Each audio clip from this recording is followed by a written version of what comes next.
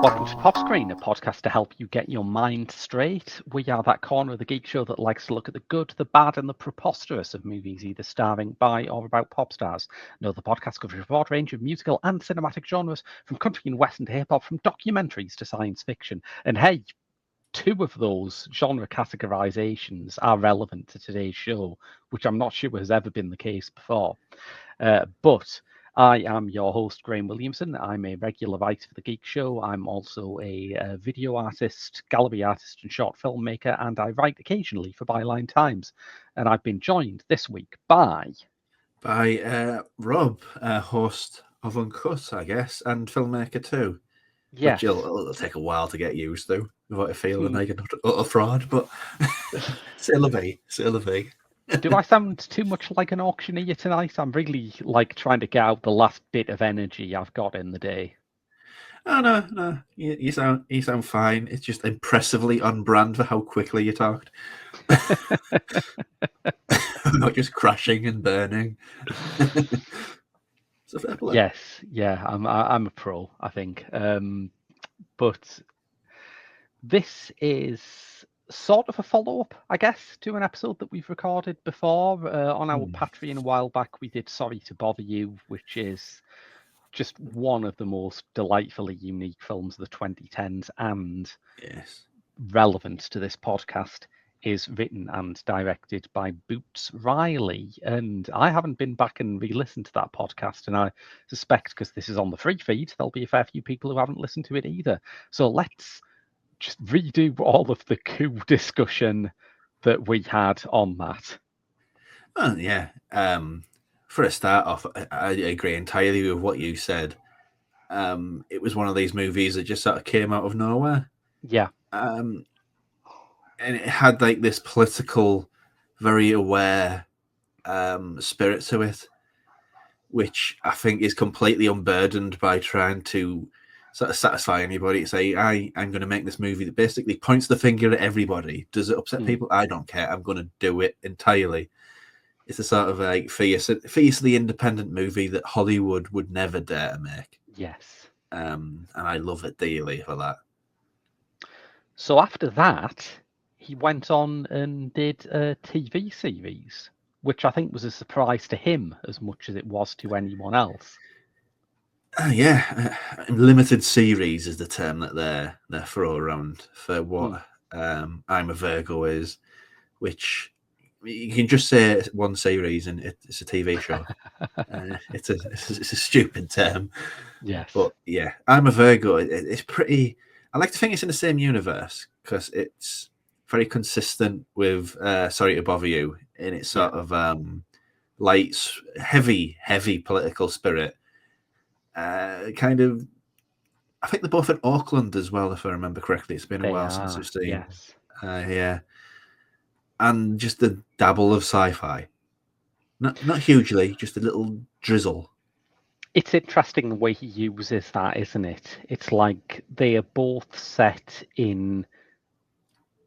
I know some people are kind of allergic to the use of the phrase magic realism, and it tends to be used towards literature that's more fantasy leaning than science fiction leaning. But this is kind of a science fiction equivalent of magic realism, where it's set in a very recognizable working class real world where fantastical science fiction things do exist, but they don't necessarily impact every part of people's lives. Yeah, I mean, in this, it's I guess it's sci-fi. I don't know, it could be fantasy, it could be anything really. 13-foot tall, 19-year-old, and the sort of the bits are on the side like the hero character played by Walton Goggins. It was always great value for money. Completely, yeah. And it's been a while. The things that happen in the end of the series with the weaponry and what have you, and the super fast girlfriend. Yes. I guess that's all Yeah. sci-fi, fantasy, sort of between the lines, really. I think.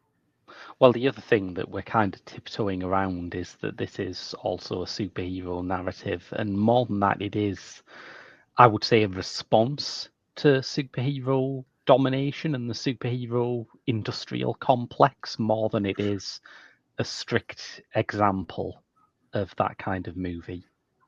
Yeah, I mean, in a sense of a lot of superhero movies have this sort of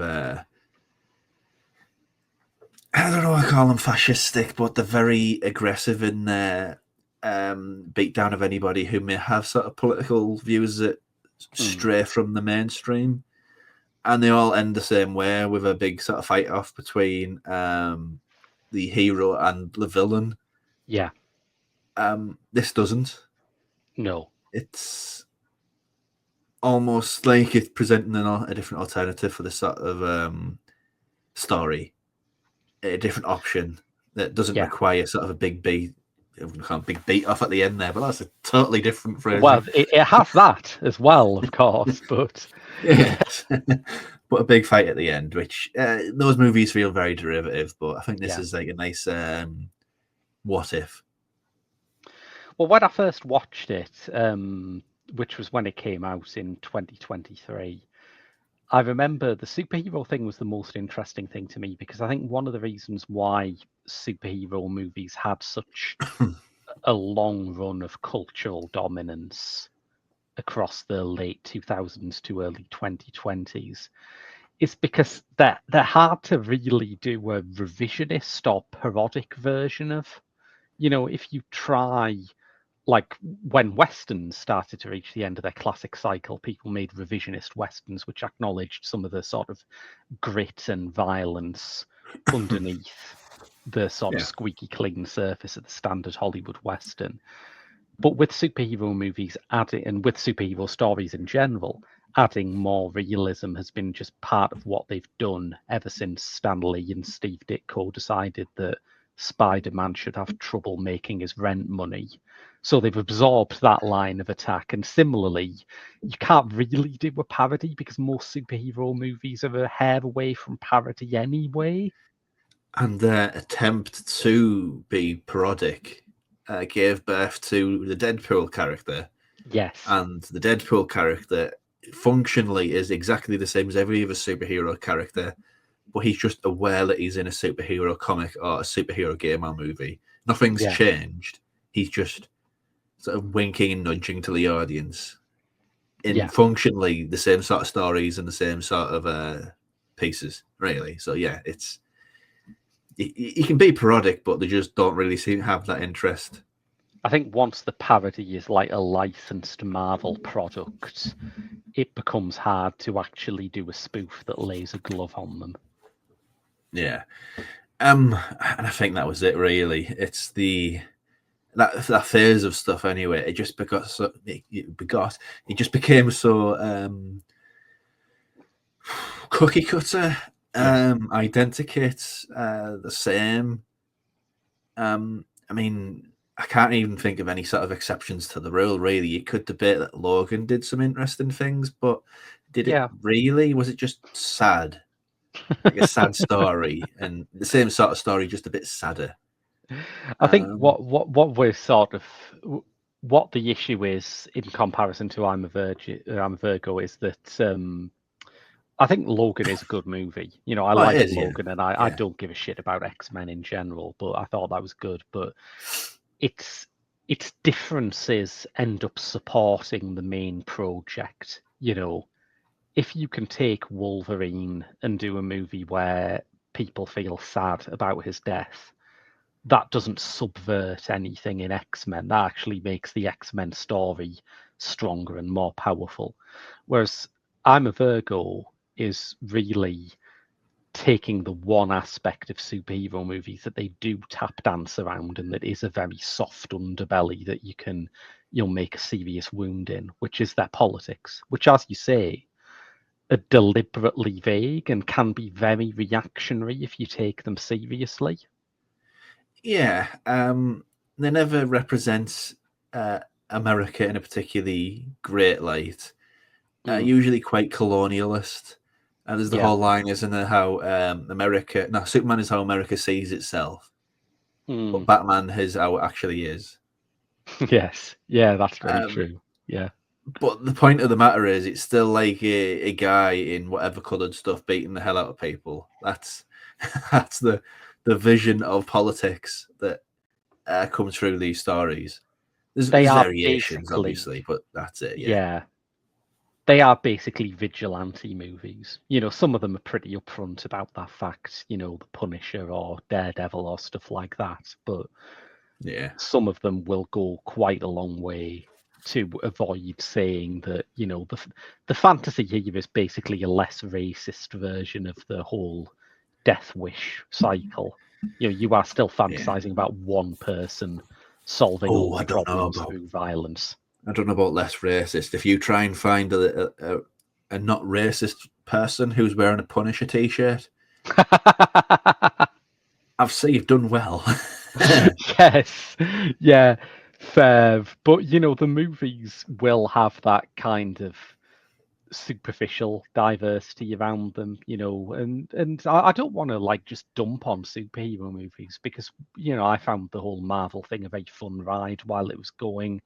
I still think there are Batman movies that are absolutely terrific. I think Guillermo del Toro's Hellboy movies are great. But, if you are looking at them ideologically, something like Captain Marvel is a very sort of fun, relatable female role model that is fronting a recruitment campaign for the US Air Force.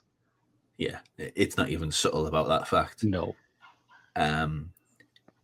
You could probably dig deep into that in every movie, to be honest. I was reading, just before we move on from this, actually, I was reading a site. I mentioned this on the War of the Worlds episode I did with Mark on Patreon, but it's worth bringing up again because I don't think it got the response it deserved. I think this is hilarious. But Marvel had a big disagreement with the Pentagon for a while over the first Avengers movie. Because of the scene where S.H.I.E.L.D. call in a nuclear strike on New York.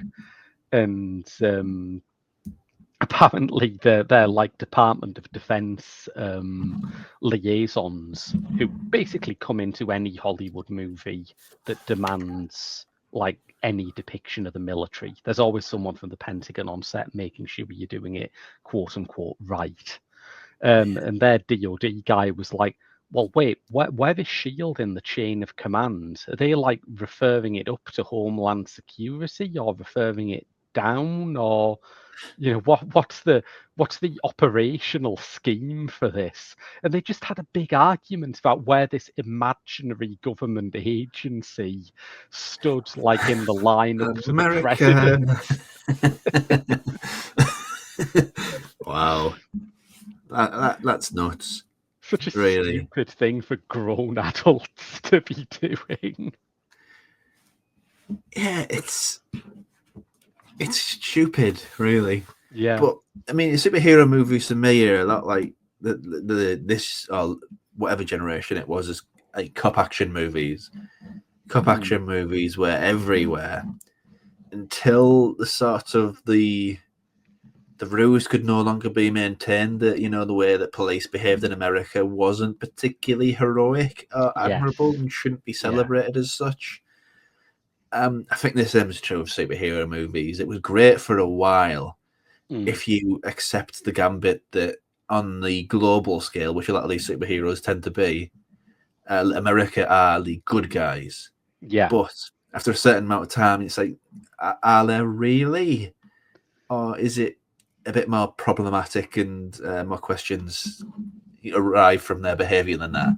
And it sort of goes hand in hand with sort of the Marvel movies, really. They're trying to sway away from that a little bit with the likes of Black Panther and Shang-Chi, but it's all kind of about American colonialism at the end of the day. Yeah, Um, and and beyond the specifically American sort of issues that it raises, you've also got this other thing which is really front and center in I'm a Virgo, which is that most superheroes' superpower at the end of the day, their most useful superpower, is that they're all fucking rich. super stupid rich, yeah. Yeah. So, there's an obvious dissonance when you go and watch the new Batman or Iron Man or whatever, and you look at how billionaires act in those movies, and you look at how billionaires act in reality. And, part of Walton Goggins' character here is literally just asking, okay, but what would it be like if someone like Peter Thiel or Elon Musk actually had a super suit? And the answer is fucking horrific. I wouldn't say I won't put it past either of them not having one, Especially Musk, especially Elon. He seems vain enough to want that Okay, sort of but recognition. Elon's explodes on takeoff and Thiel's is powered by the blood of virgins, so they're not getting very far with this project. No, they're not.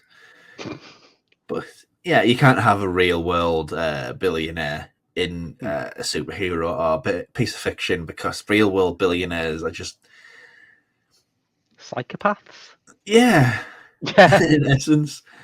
And you do want a villain in a movie to be a psychopath, but it's that sort of distance from reality. A movie psychopath is far less harmless, or far more harmless, I should say, than a real life psychopath, a real life billionaire.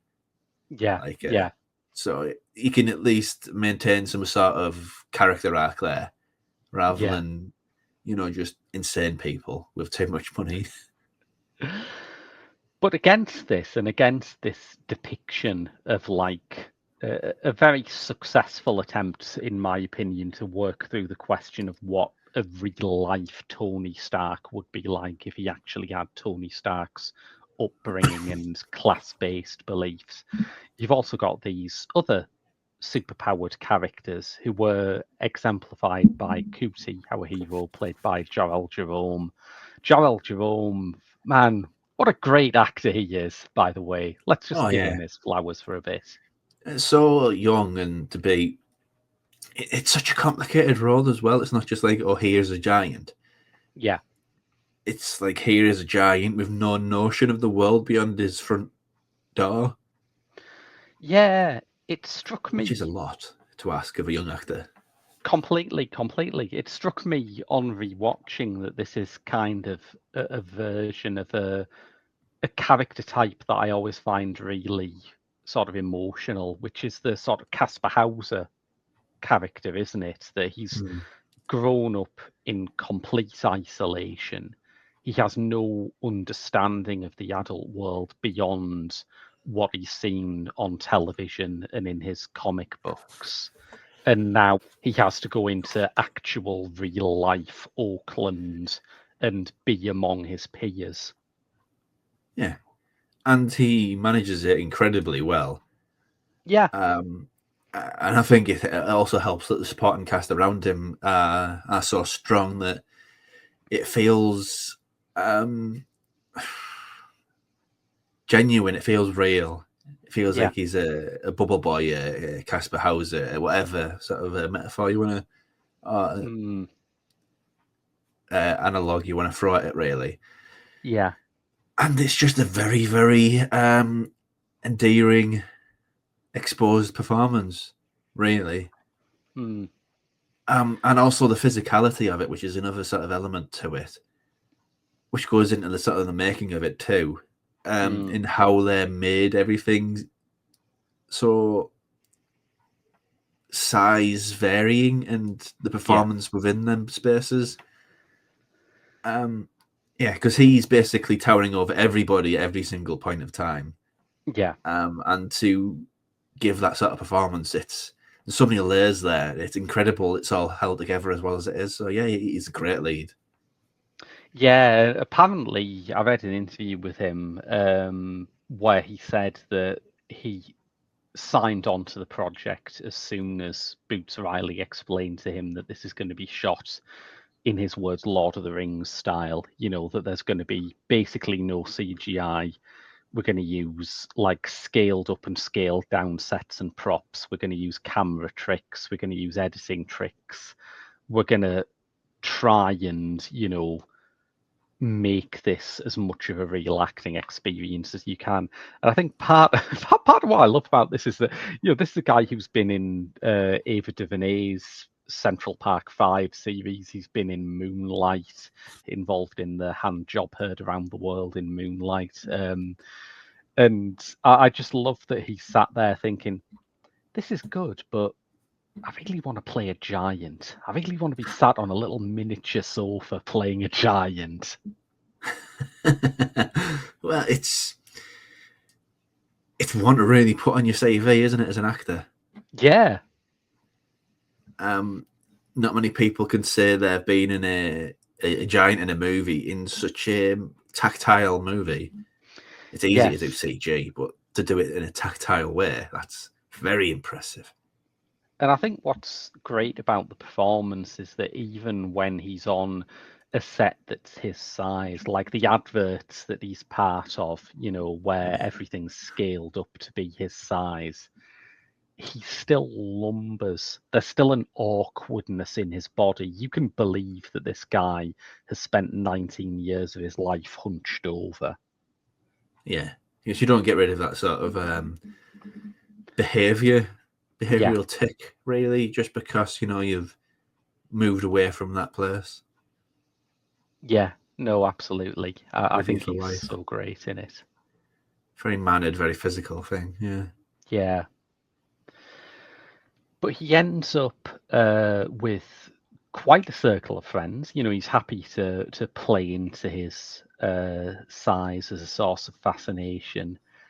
And he also ends up in what I guess is like the most low-key superhero team in cultural history, right? Yeah, it's an odd bunch. We have the one from the lower ends, I think that they're referred to. Mm.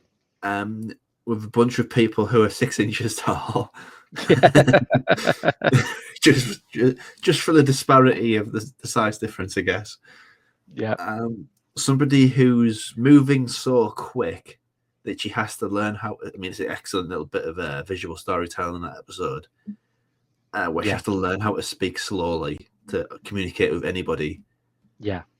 A visual psychic, I think, is the phrase that's used. Yeah. And a guy with a car. Which, when you're a teenage boy, is the ultimate superpower, right? Yeah, it is. It's a great bunch, great chemistry, and just very. It's a superhero team, but also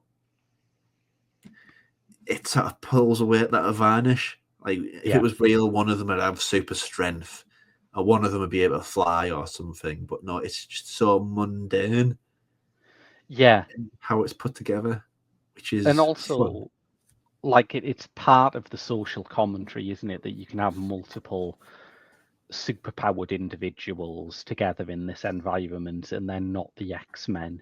Flora, the girl Cootie falls in love with, does, as you say, have super speed.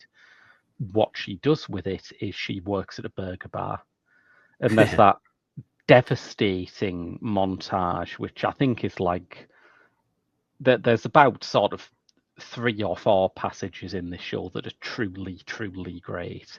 And I think this is one of the, perhaps the best one, is where you see Flora's early life and she's just unknowingly working at super speed. She doesn't see it as unusual because she hasn't learned any different yet. But her parents are just like sat there going, well, what is it? Is it ADHD? Is it, what can we medicate for this? Is it a seizure that she's having? Yeah.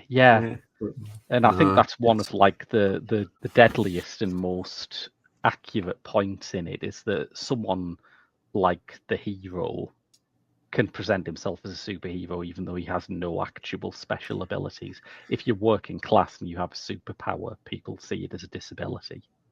Yeah, and it's just a completely different framing, isn't it? It's always thought of as a gift in these movies, like Yeah, the superhero character who's got super speed. They'll give them this sort of scene where they do something very heroic, and they'll go around the scene in super slow mo, and they'll do something very clever. yeah. Um, Great scenes in isolation, um, but it wasn't always like that for them, Mm. and they can turn it off. Whereas Flora can't, and it's just much more heartbreaking. Yeah, in the simplest of terms, that she had to effectively grow up on her own, and her parents basically these monoliths who basically stood still Mm. constantly. There's that very useful term that autistic people have, isn't there, of masking, which is where you just learn to like present yourself as not having autism, and that's what Flora's basically been doing ever since she was old enough to know she was different. She's been masking, she's been like trying to pretend that she doesn't have this power, which is, as you say, is something that other movies like X-Men or Justice League present as being really aspirational and cool. Yeah, yeah, and it's just not here. Hmm. Although I don't know any superhero movies that just have a giant. No. I think that's a unique one, but I'm not like hugely au fait on the whole superhero thing because there's too many to really understand the whole gallery, really, the Rogues Gallery. Yes, yeah. I think Cootie's power, is great because it's basically useless. It's very visually impressive, but you can understand why this guy has gone through life just finding it an absolute burden. Yeah, he's just really tall. Yeah. Everything's bigger, as there's one super awkward scene suggests. Um, Yes. but in the end of the day, he's just a guy. He's just a teenage guy Yeah. who's big. Now, the person among Cootie's friend group who does have a useful superpower that becomes more useful as the series goes on is Jones, played by Cara Young, who can. Her superpower is, I guess, the ability to do the Mind Palace thing from Sherlock, but have it not be horrifically embarrassing. Yes, it's much better here. Yeah. Because it happens twice, I believe, Yeah. where the first time she basically explains late stage capitalism, Hmm. and the second time where she basically delivers this speech to Hero, really, Yeah. to sway his mind, to change his perspective, maybe. But Yeah. it's so unique. And it's fascinatingly visualized. Again, there's like that commitment to doing things as practically as possible. The speech that she gives to Hero about, the basically the illegitimacy of the concept of law, of the law that he upholds, has literal faceless masses. There are people who, with I believe, dance training in faceless masks, who were doing all the crowd scenes as they walk through them, and it just looks eerie and wonderful, and something that, like, I think you can do it with CGI. I don't think CGI is I bad, assumed but it I think was. I'll be it honest. isn't. Yeah. No, no, no, it isn't. That's wonderful. Then that's really always better to Yeah, do it practically, but yeah, it's genuinely brilliant. I think the danger is with a lot of digital art is they leads you down certain roads of thought, and it's like the closer it gets to this thing with like large language models and other modern software where you can just create something that looks finished at the click of a button. It's like, all right, but thinking about the work makes it better. It's not just some weird Protestant thing I've got where it's like, if you have to spend hours doing it, it'll be better for your soul. No, thinking about it Yes. makes it better. Yeah, because AI, AI is an idiot. Yeah, essentially. It but might it's be an intelligence, but intelligence doesn't have to be smart. yeah, That's the and thing like that people are forgetting about this technology. You can have a dumb intelligence. It's just the artificial. the intelligence is roughly that of a duck. Yes, A duck I love is ducks, but yeah, intelligent, but I wouldn't hire it to file my tax returns for me. no, Uh, no. yeah, no, it's really great, and she uses that for labour organising, for rent strikes, as well as you say, for this extraordinary final showdown. And I think the movie really pulls off a great job at teasing the idea that the final episode is going to be like Cootie versus the hero, mano a mano, like every other superhero story, but also making you think, well, they're not just going to do that, are they? It's got to be something No. else. I think it's sort of an inverse of what happens earlier on in the show, where it's basically a one-punch knockout Yeah, and dragged through the street. yeah, Which it's the face-off is more of a ideological one than yes, yeah, a one of man or man of meat on meat, however way you yeah, want to talk about it. But yeah, I think it works in its favor really because as the sort of fading out of the Marvel and the DC sort of well, maybe not the DC, it's too early to say because they've yeah, recently undergone a facelift, but yeah, Marvel, the fading out of them, I think it came down to that. It's just there's only so many times you can see two people of whatever race or sex beating the hell out of each other at the end of a movie for it to just yeah, feel kind of pointless after a while. Nothing yeah, changes. It's just the winner is the one who punched the other one the hardest. yeah, That's the entire sort of premise that these things are booked on. But the changing of somebody's entire worldview, mm, that's how you truly beat your nemesis, I guess, which yeah. is a very interesting sort of reflection on the whole idea of the superhero. Yeah, but in part because it refocuses like on that idea that we were talking about earlier of the superhero as an ideological agent. You know, the superhero operates due to a belief system. If you can change that belief system, you have essentially created a different superhero. Yeah, yeah. Maybe that's what happened with Captain America, and he went all edgy and lost his mask.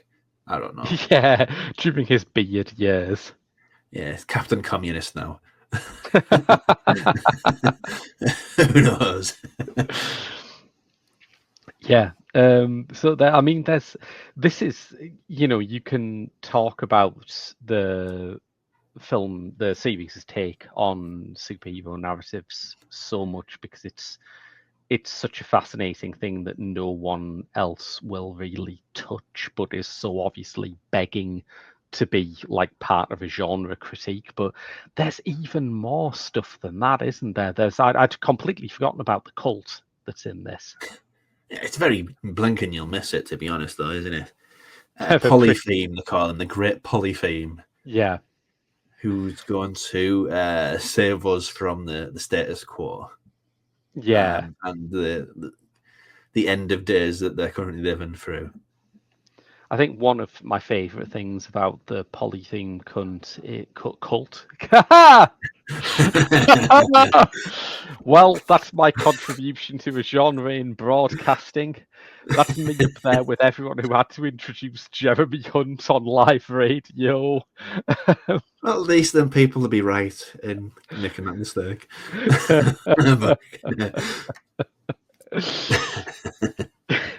There's one that absolutely kills me, which yeah, I heard it on an Adam Buxton podcast where he's talking to Tim Key and Tom Badston. and they were having their favourite accidental swearing moments from television.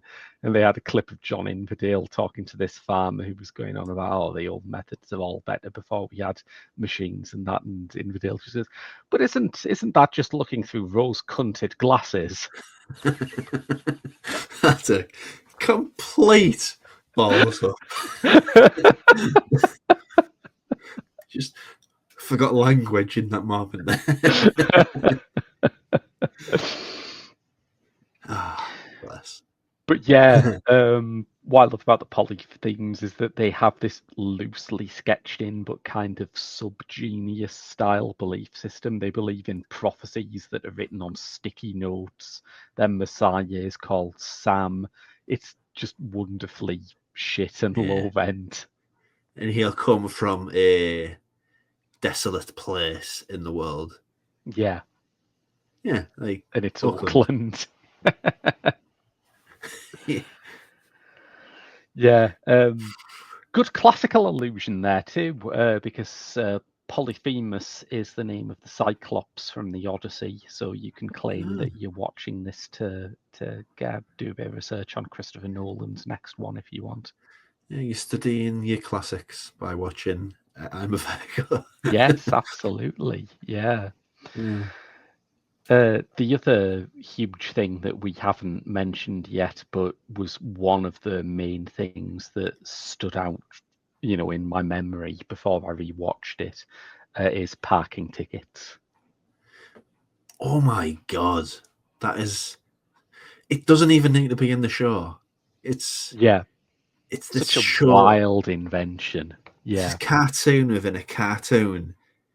Mm. Oh man, it's just. I think there's 5 episodes we see. Yeah, that feels right. Yeah. And each one is sort of an existential crisis. Yeah. And it's such an odd little bit of world building. Is Boots okay? It does feel very, like when Chris Morris started doing Blue Jam, and there were worries about his health at that point. It does have some of that kind of. It's something that I really cherish that you just don't get anymore, but you will get this, Rob, because we're of roughly the same age, but you are staying up until 1 a.m. and you put on Channel 4, and rather than just cut to a telly shopping channel like they do now, the weirdest shit you have seen in your life is playing for insomniac stoners. Yeah. I mean, I think that's how I experienced so many formative experiences. Yeah. And found my taste and who I am via Channel 4 in particular, just being weird. Yeah. And the vibe is exactly the same. It has a sort of, it's like, to give it a more broad sort of reference point, it's like Adult Swim if it was manned entirely by manic depressives. That's one of the things about our great multi-channel future that I feel really disappointed by. It's like people will talk about how great Adult Swim is, and at its best it is. There's some Adult Swim stuff that I loved, but what people forget is that after midnight, there was a time when every single British TV channel just became Adult Swim for a bit. You would just turn on TV and the whole rhythm of it would be off and creepy. Now, if it's not adverts or shopping channels, it's basically repeats of stuff. Like watching repeats with sign language, which I've never understood. Like, can deaf people not sleep or something? What's with that? They're all insomniacs. Yeah, weird. Every one of them. That's a good shout, that, because it does have that sort of energy. Parking tickets. It's like 2 or 3 minute long little short films. Yeah. The sort of central character in them is a red-headed, chubby-cheeked boy who goes boing. Voiced by, are you aware of who voices this character? I'm not. No. Juliette Lewis. Really? That makes no sense. No. I can't process that. I'm sorry. Parking Tickets has some insane cameos. I mean, it makes sense that the existential weatherman in one episode is voiced by Danny Glover. And yeah, that makes sense. Danny Glover has a very memorable part in Sorry to Bother You. He does. The sinister baby, who might be the devil, is voiced by the Slovenian Marxist philosopher Slavoj Žižek. That scans. Yep. Yeah, it's wild stuff, and I love how much Boots Riley loves animation. Yeah, because it's not treated as a gag really. It's almost like in universe, at least, it's this sensation really. When Yeah. in reality, cartoons are either a pervert or a child. Really, that's the sort of the perception from a lot of people about people who watch cartoons. Yeah. But here, it's just cut through completely culturally and utterly in this universe, to the point where one of the lost episodes of this show, Yeah. which will send 93.5% of people who watch it into a catatonic existential crisis, Yeah. is seen as this holy grail of an artifact in Auckland. But yeah, it's totally taken seriously. It's not like he's a man child. Scath, the character, is a man child for liking this thing. It's just part of the fabric of this Auckland. Completely. Yeah.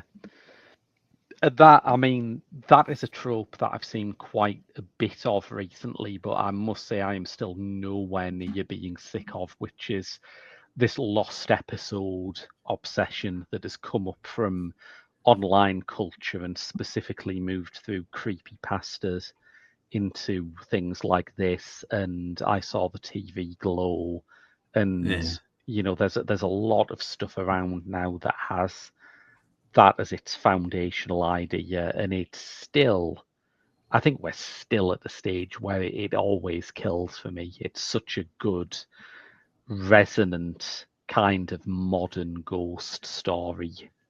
Yeah, and I think it's kind of just culturally relevant, really. We're in this age of streaming. Yes, it is a streaming TV show, but at the same time, streaming has this habit of just unaliving series, and so they just don't exist anymore. So they're just gone. They're in the sort of sands in time, really. The sand in the wind, whatever you want to say, and that sort of taps into this sense of not of things just being so immaterial, really. Yeah. That they can build up this reputation with the fans that of said thing, really. And lost episodes are basically that, but for an even wider range of things, like TV, streaming, movies, whatever. It's just all sorts of things have that sort of crossover culturally about things that just don't exist anymore.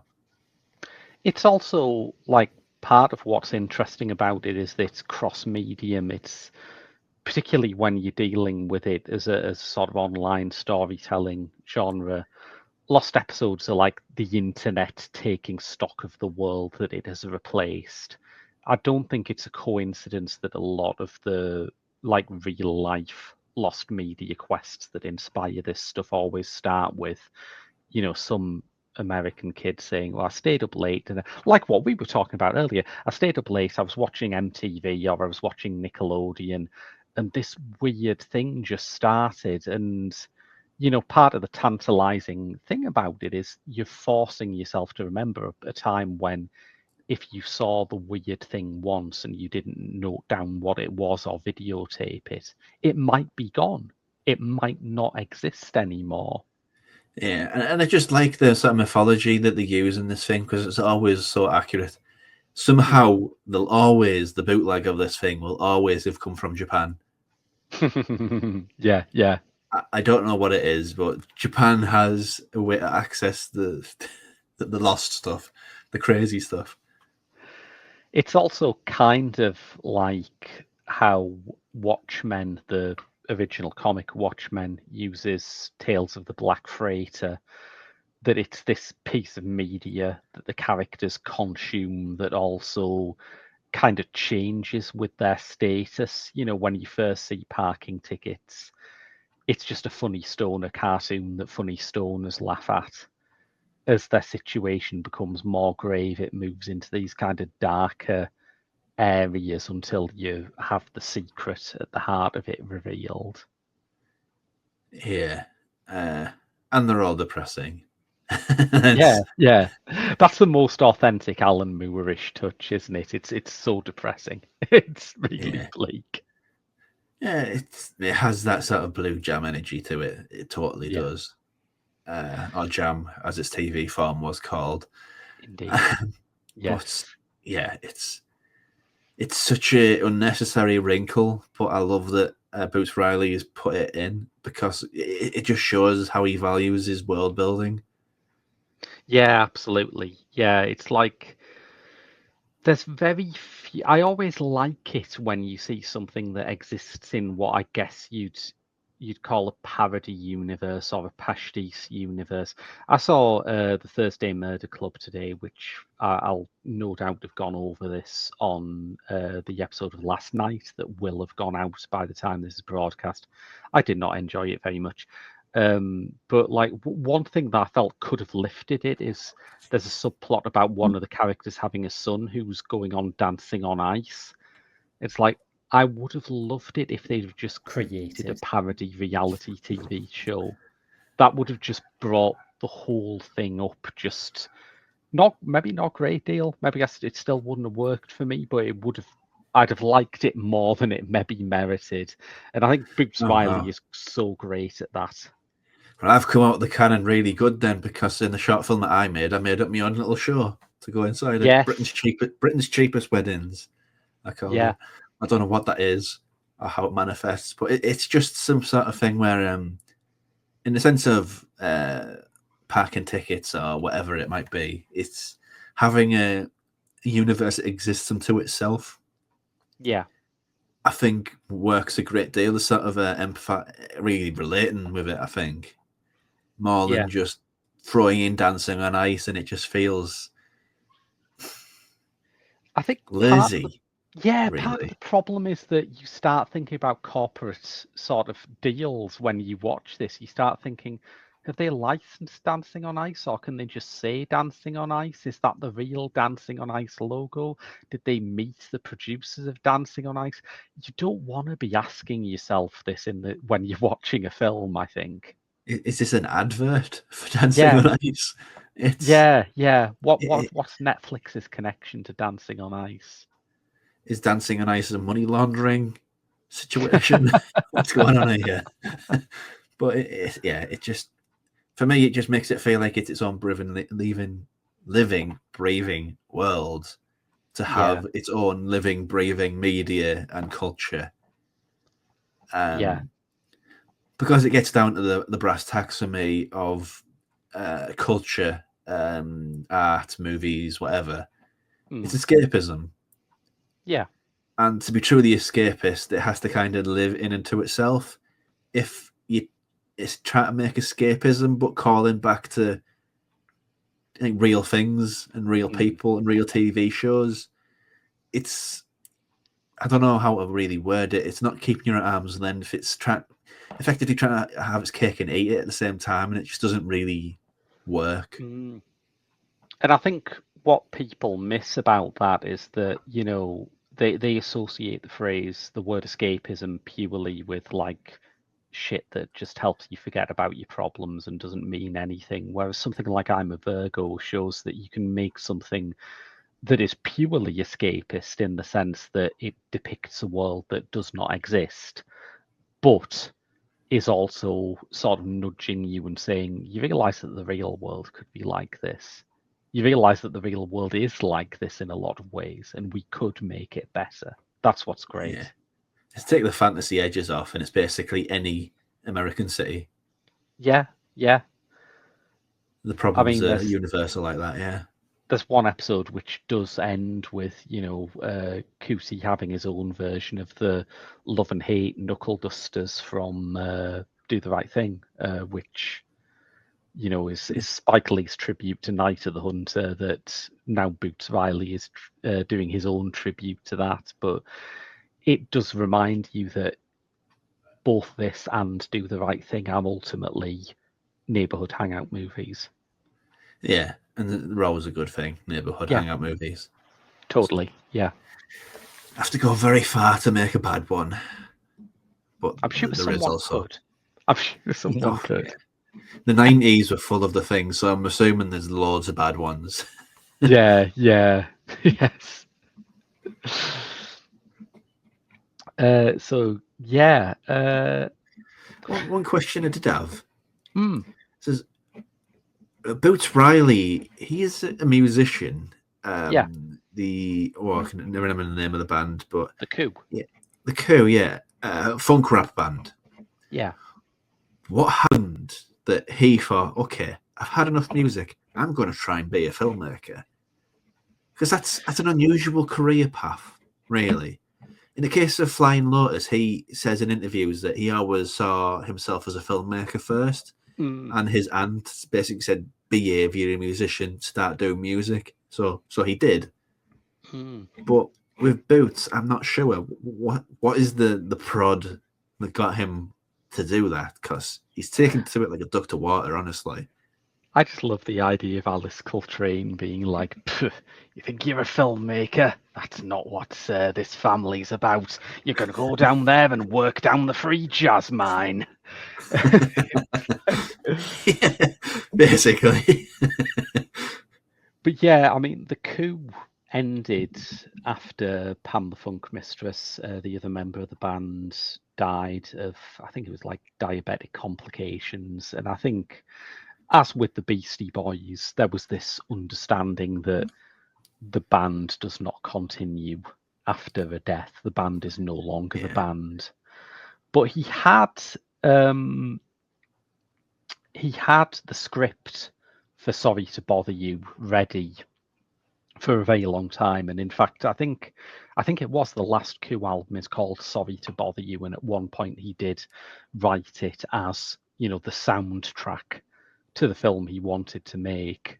yeah, So it's kind of, there's a big overlap there. I think if it had happened earlier, I can see him being the guy who'd, do a film, do an album, go on tour, do a film, do an album, go on tour. I yeah. reckon he could have balanced them both, but fate means that he's had what looks from the outside like a very sharp jump from rapper to filmmaker. I respect that, because not many bands would do that. If it's Yeah, yeah, the whole idea, if it's not all of us, it's none of us. yes. So yeah, respect to him for doing that. But yeah, I mean, like I said, he's taken to it so naturally. He absolutely has, and his next film has just such a great cast. Yeah, I saw the cast of that, and he's just taken to it so easily. He's not had to do the sort of the awkward early phase of making garbage movies and then having this lightning bolt moment where he thinks, "Oh yes, okay, I know who I am. This is the moment what makes me as a filmmaker." He just came out of the oven, complete, Yeah. basically. But I think that's part of that is because, for years no one would look twice at the Sorry to Bother You script. People didn't understand it, people didn't take it seriously because it was written by someone who, quote unquote, wasn't a filmmaker. And I think he managed to use that as a way to really refine who he is as a director and what he wants to say. Yeah, and I just love the fact. I mean, I can't speak for his new thing, Mm. but he's made a great name for himself Yeah. and kept it all in Auckland. Yes. It's not Hollywood. Yeah, there's loads of really specific local Auckland things in here, like the whole Twomp Monster nickname that Cootie gets is just a reference to like a local nickname for a district of Auckland. And I love that I had no fucking idea what that meant when I first watched it, but I'm happy that it's in there. It makes it feel more textured and genuine. It's regional filmmaking, really, but Yeah.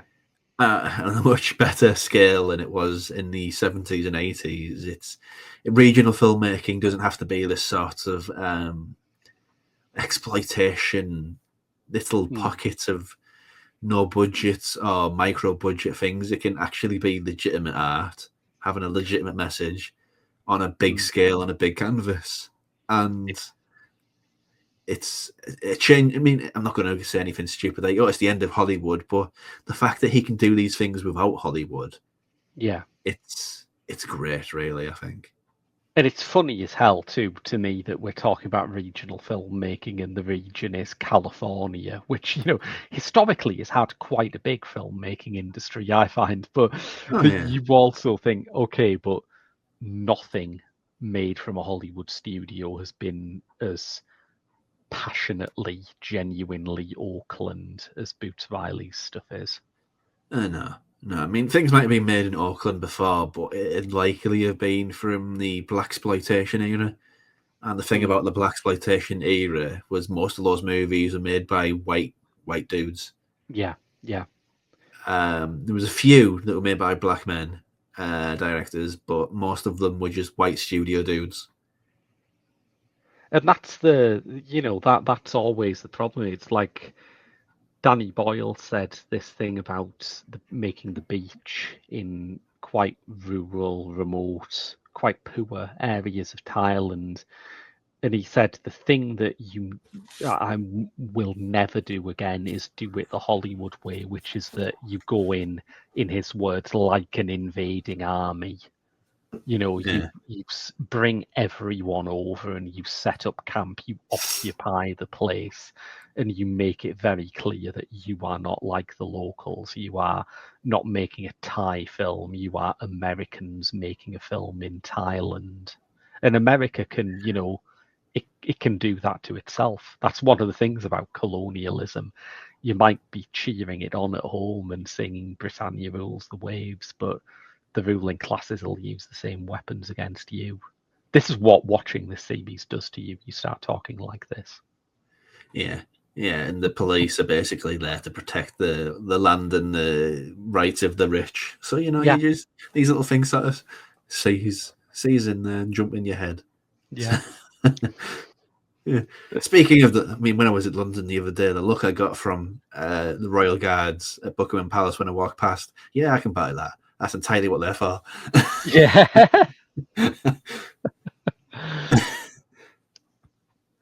Probably more to do with the fact that people don't walk past there at 7:30 in the morning, but not in my head canon. That's not how it's working. It was pure class hatred.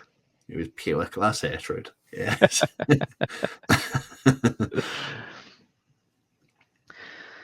Right. Any other notes before we move on?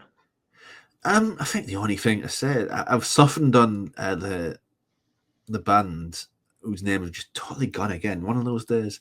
The coup. The coup since Yeah. the last time we recorded because I was a bit sort of on the fence because they are Yeah. a funk band and funk Yeah. is Yeah. one of these weird genres. Um, it's kind of jazz adjacent, really, isn't it? Where it's when Yeah, it's I guess. Yeah. brilliant, it's sort of funky and righteous and upbeat and all this stuff. But it goes, it's like it's a genre on the edge of a knife, really. As Mm. soon as you step either way, it's like, what is this shit? This is awful. With jazz, especially. But, yeah, it's just over time, I think I've mellowed on that and quite like the coup now. Yeah, I think they're brilliant. I love the album Sorry to Bother You is great. I love Party Music with its unfortunate cover. I think there's so many great Also, records. they're one of these bands where they're just a great rabbit hole to fall down because they're, Yes. I don't know whether it was intentional in the way that the band was set up, but they have a great cinematic flair to their music videos. Yeah, that's true, isn't it? Yeah, the one for the guillotine where they're riffing off the Wizard of Oz is. I realise the Wizard of Oz is not the freshest reference point for a music video, but No, you've never seen it done like that before. no, no. So yeah, mellowed on them entirely. So glad about that. And I really like, by the way, while we're talking about music, I really like that he's continuing to work with Tune Yards for the soundtrack to his stuff now. I don't know why the album Sorry to Bother You is not the soundtrack to the film Sorry to Bother You. It's possible that the film just grew in a different direction after that album is released. But I think I really love Tune Yards. I think their album from this year is fantastic. And I really love that they're still working with him. Yeah, I mean, it's nice to have that sort of continuity, I guess, Yeah. with a director and well, a composer, really. I mean, the only Yeah. other one I can think of is Danny Elfman and Tim Burton. Tim Burton, really. But I can imagine that yeah, if like Boots Riley wanted to move on, he would struggle to find composers who could really match the kind of tone that his films have. So I think it's great that he just found one straight out of the gate. yeah, yeah. I don't know how else to do it, really. Young fathers, maybe, but they're a bit That's too good. British. That's a good call, though. Yeah, I reckon they could do it. Their 28 Years Later soundtrack is absolutely fantastic. It really is. Yeah. But I'm not going to open that can of worms because the internet is still raw from that ending, I think. Big shout out to Robin sometimes at this show who said that, I'm really looking forward to the horrifically misguided Halloween costumes Americans are going to have this year. That's spot on, yeah. I mean, that's how you know we're in the end of times, Yeah, when that happens in yeah. America. Jingle jangle on the streets of America. Yeah. So, Rob, just remind people where they can find you online. You can find me online with the Uncut podcast, which is making its return pretty soon for the Fright Fest special, which is the first one where I'll be on that show, and I actually have been to Fright Fest. It's a strange novelty, but we're making plans for the episodes that follow that. And yeah, that's every 2 weeks as a sort of sister podcast to this. Find me across social media, although mostly it's Instagram and Blue Sky these days. A little bit of Letterboxd, but all under the name Uncut Robcast. And hopefully, my film Last Sock You'll Ever Need is playing the festival circuit around Europe. Not so much in the UK because it's those festivals. A pox on their families. But across Europe, hopefully you'll see it at a festival that's near you, a short film festival near you. As for me, you can find me on Letterboxd by searching for Graham Williamson. You can find me on Instagram at Graham W Film.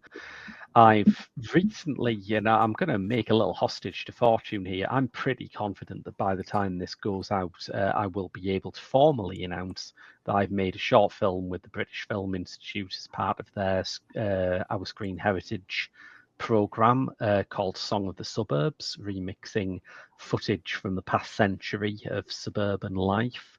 I'm pretty sure it'll be going out because they're talking about having the first screening quite soon, and it would be nice to be able to announce it ahead of the screening. That's traditionally how it works, but I don't know for certain yet. Well, if it does, and this bit stays in, yes, we're all very proud of what you've done there, and it's an incredible achievement to go through all that sort of stuff and make a film out of it. It's terrifying to me, and yeah, very, very impressed. It has been wild trying not to talk about this, but yes, Assuming that bit can stay in, of course. We don't know yet. We'll see. We'll see. But yes, we'll be back in a couple of weeks' time. Not sure what with yet. Got a couple of episodes that I'm considering, but until then, you can also subscribe to our Patreon at www.patreon.com/Geek Show for bonus episodes and regular written reviews of classic TV science fiction. But until we see you again, I've been Graham. And I have been Rob. And we'll see you in a couple of weeks' time.